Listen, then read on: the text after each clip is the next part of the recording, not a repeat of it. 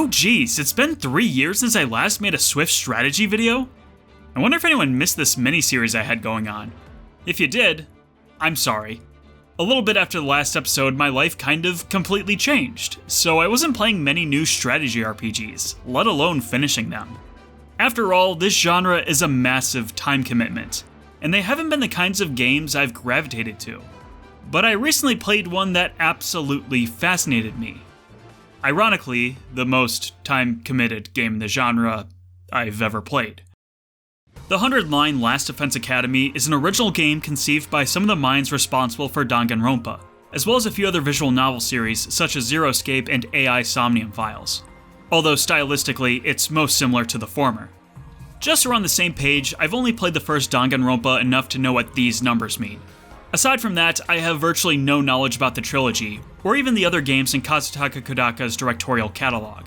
It's a series I've always wanted to get smart on, but I've just never committed myself to them. So I didn't go into the 100 Line with any preconceived notions of what to expect from the game, aside from its signature sense of perverse humor. And to start there, you don't need to know anything about Danganronpa in order to enjoy the 100 Line, although a general idea of the director's previous work is recommended, as this game does love to be very self-referential to Danganronpa and killing games in general. That being said, this is not a killing game, at least not a killing game in the same sense as before. The 100 Line Last Defense Academy is in fact a strategy RPG, the kinds of games that have grid-based battles, a variety of different characters, and some good old-fashioned brain teasing to mess around with. The combat system is fundamentally very simple. Battles are divided up between player and enemy phase. During the enemy phase, all foes will move towards the school, and will then attack any players they end up adjacent to. The enemy's objective is to take out the barrier generator at the entrance of the school. If it goes down, it's game over.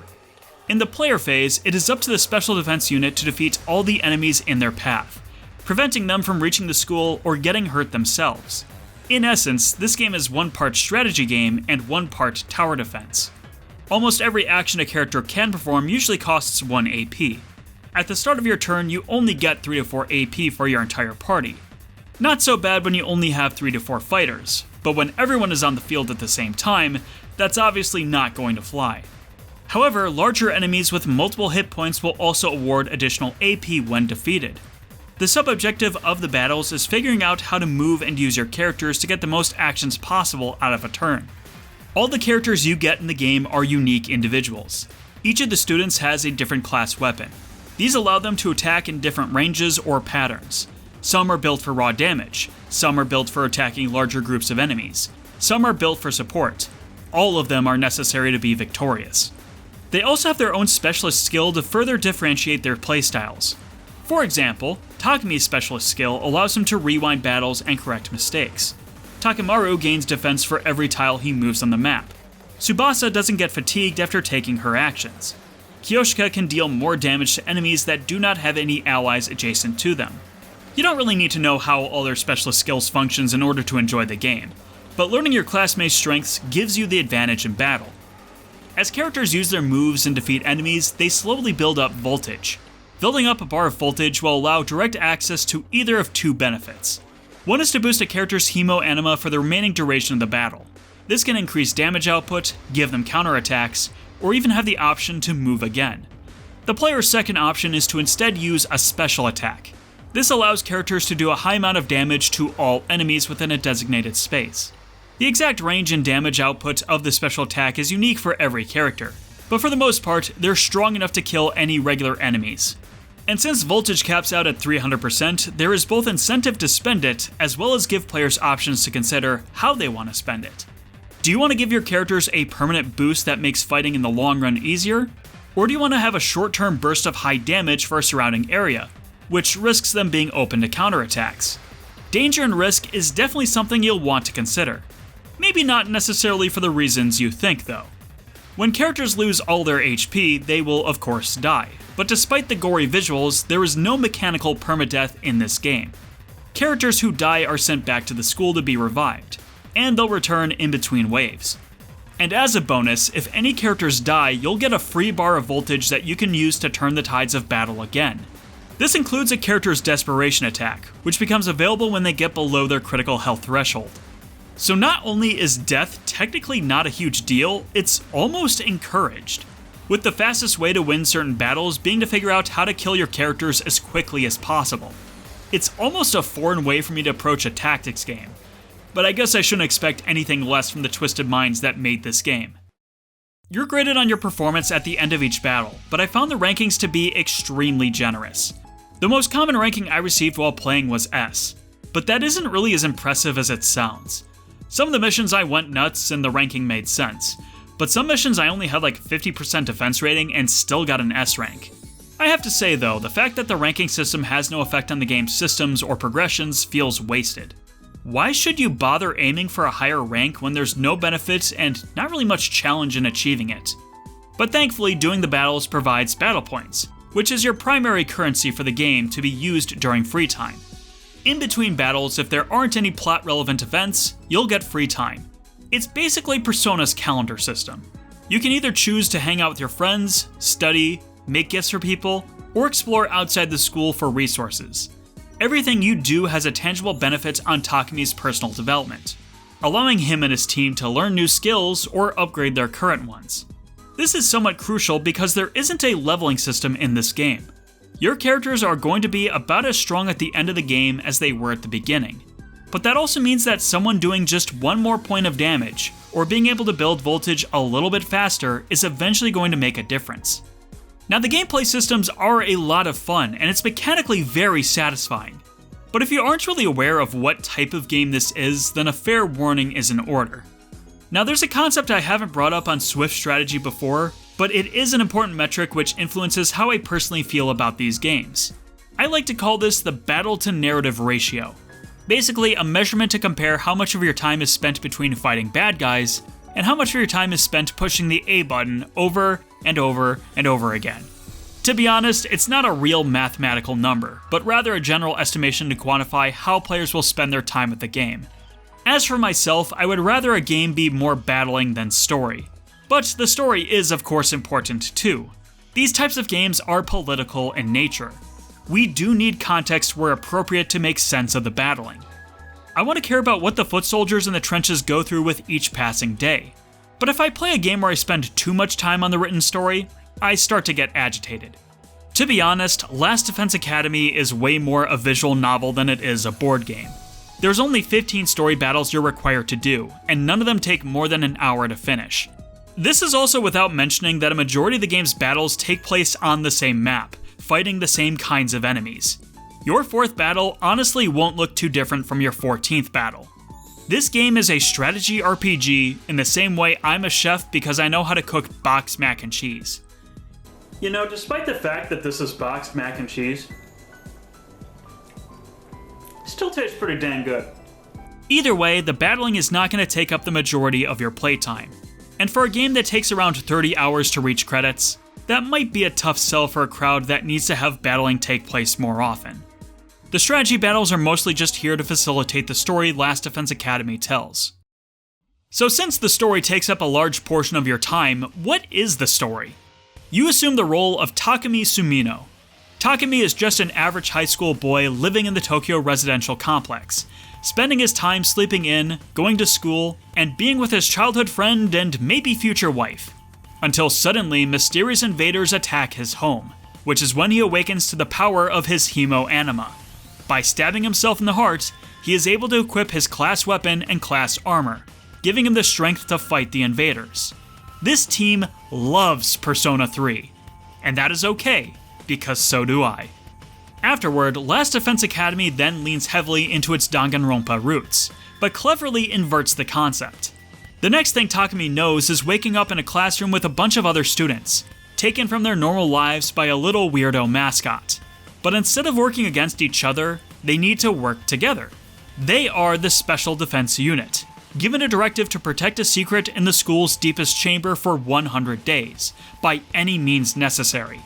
An invader army constantly tries to attack the school in hopes of destroying it. But as for why you're exactly fighting these invaders, or who they are, or what their motivations might be, or even what you're trying to defend in the first place, the irony is that you really don't have any idea. Takumi and the rest of the Special Defense Unit are left in the dark, with most of the details being classified. And that cute little mascot character that can provide exposition, he dies on day 2. So from this point onward, the only way for the Special Defense Unit to get more intel in the war is to just grin and bear it, hoping that something will happen to shed more clarity on the situation. Whenever you have 3 questions about the narrative, the game will eventually answer one of them, while simultaneously providing 3 more questions. And sometimes the game goes, okay, sure, it's time to explain everything. Let's answer all of your questions tomorrow. And then proceeds to find the most insane excuse for why your questions can't be answered. Every time the game teases you with the ultimate lore dump, it's basically the Charlie Brown football gag. It gets to a point where it just becomes funny. It consistently does it until like day 95. This game's story demands a level of patience that I expect most people won't have. To be honest, the narrative found the right balance for informing me while teasing me, albeit more so at my expense than I would traditionally accept. The mystery of Last Defense Academy had me intrigued. I wanted to see where the story would ultimately go. Takumi is also kind of an interesting character to have in the role of protagonist. While the point of view character, he isn't really the hero of the story, if that makes sense. Although he's one of the earliest members to officially join the Special Defense Unit, he only does so after immense deliberation. He also doesn't step up to or is assigned the role of being the team's de facto leader. Even when he eventually becomes the most qualified to lead Last Defense Academy, he doesn't really accept that role. He's not a natural-born leader, and the team never really rallies behind him specifically. The rest of the characters in general are also pretty fun. From my observations, they are very similar in stylistic nature to the Danganronpa series, in the sense that each character has around 3 primary traits. The vibe you can immediately extrapolate from their character design, the subversive quirk that adds a little bit more dimension to their personality, and the ridiculously asinine, hyper-exaggerated flaw that gets beaten into ethereal dust. If you aren't a fan of anime sensibilities, this cast is probably going to really annoy you. There will be many cringes in your stomach as they find a way to recycle the same perverse joke for the 256th time. Despite how simple and appealing the character designs are, this team isn't afraid of making them so abrasive and annoying they'll turn off some of the audience. In a way, you almost have to respect it. The characters are certainly a bit more extra than I'm typically used to from this genre, but I certainly found them enjoyable. And after spending an entire game with these losers, you fall in love with them regardless of how they act. While I have grievances with the story overall, the characters aren't one of them. Well, now that we made it this far, I do want to give a spoiler warning, because I have some thoughts about what happens when you make it to day 100 and reach the ending. The 100 line is one of those games I feel is best experienced going in as blind as possible. But for those who aren't completely sold yet, then absolutely stick around. Having a bit more knowledge will go a long way to inform you if playing this game is really worth your time. For those of you who haven't played the game and ignored the spoiler warning, unfortunately things go very badly in this game, pretty much the entire time. Multiple members of the Special Defense Unit get permanently killed in their battles. Beyond that, although the school stands after 100 days, they just barely manage to fail their primary objective in keeping the secret of the defense room safe. To top it all off, the very girl who is Takumi's entire reason for surviving the war in the first place also loses her life at the 11th hour. Last Defense Academy may have survived, but the Special Defense Units are failures that ultimately made the wrong decisions, leaving Takumi especially very regretful of all that he didn't do. It makes for a very somber ending to the story. But because of how much his hemo-anima powers have grown over time, Takumi discovers that his specialist skill, which allows him to rewind time, has been exponentially strengthened. If he chooses to, he can redo the entire 100 days all over again, with the possibility that maybe he can change the outcome of the war, which is exactly what he decides to do. The credits begin to roll, and when you return to the title screen, it is now changed to the 100-line Last Defense Academy 2. And I was so unbelievably pumped when I got to this part. From the very beginning of this sequel story, you have to make decisions alongside Takumi. And these choices come with a lot of heavy implications. Someone actively wanting to find the best outcome could potentially spend a minute or two as they weigh the options in their head. These decisions branch out into 21 different story routes, and feature 100 unique endings in total. And while there are a fair number of premature bad endings and either-or variations at the end of a route, the game still feels incredibly vast. The game makes it as easy as possible for you to progress down any number of routes at your discretion. After getting to Last Defense Academy 2, you can access the chapter select at any time in the pause screen. This will let you see the entire story tree, and even go back to exact moments of divergence. So if you realize you're on a joke route you're not interested in, you can redo the choice and even go back to where you left off at another time. The game will even allow you to skip story battles if you did the equivalent fight in another scenario. Which, because that's the case, the battle to narrative ratio? This game is just a visual novel after your second full route. To be honest, I kept it safe for the video, but this part of the game isn't actually a spoiler by the definition of a regular person. The concept of a game that has 100 unique endings is where this game's development started from. It was the reason the 100 line became the game that it is, and it was also a selling point brought up in the game's marketing. And even if it wasn't, it's already been so long since the game launched, the cat would have been long out of the bag anyway. But I also like to consume media a bit differently than most people. I want to go into stuff knowing as little as possible. I don't watch trailers and stay away from developer interviews or even game reviews, assuming that I have interest in what I would be playing.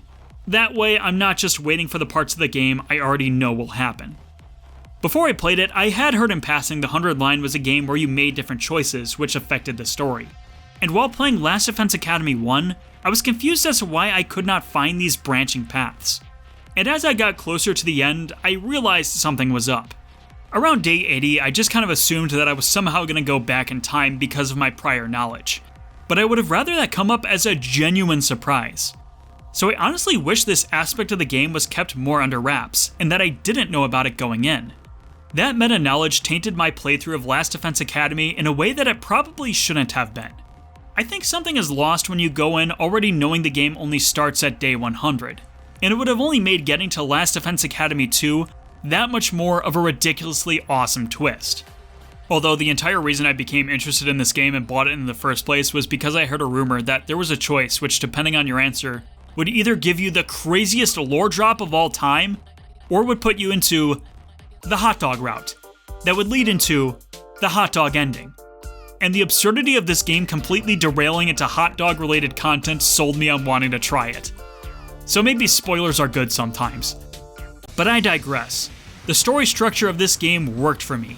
Even if I had to play an entire 30-hour strategy RPG to get there, it was the perfect setup for the protagonist of the story. Takumi started the game as a character that was incredibly indecisive, and accepted the limited information and inferences he was given at face value.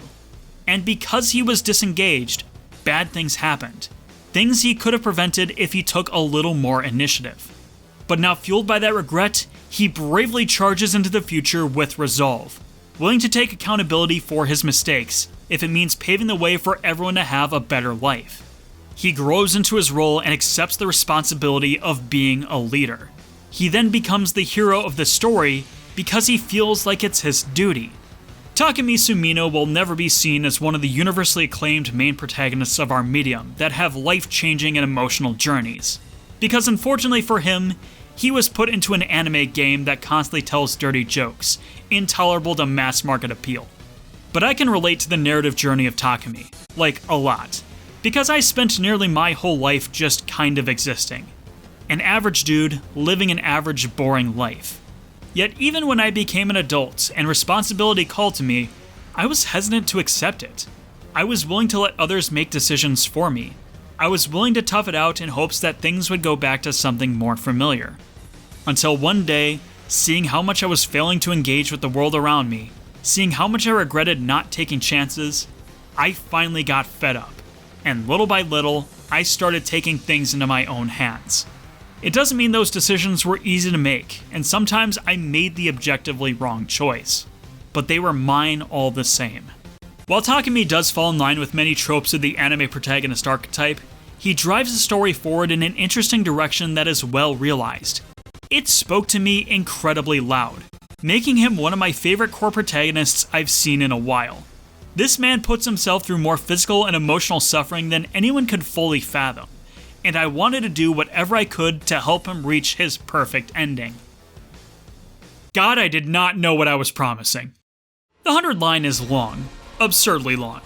I know that 100 endings already sounds like a lot, But even when playing, you don't fully grasp just how much video game is here.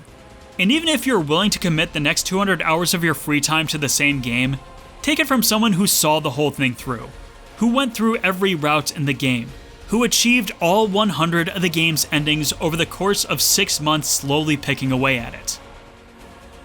Damn, that really wasn't worth it. Now that I made it to the other side, I realized my mistake. I don't think the game's marketing implies there are 100 endings for you to achieve, as much as it's saying there are 99 other possibilities aside from the one ending you got. My commitment to see everything the game had to offer was partially a self-inflicted wound, caused by a misinterpretation from my play order.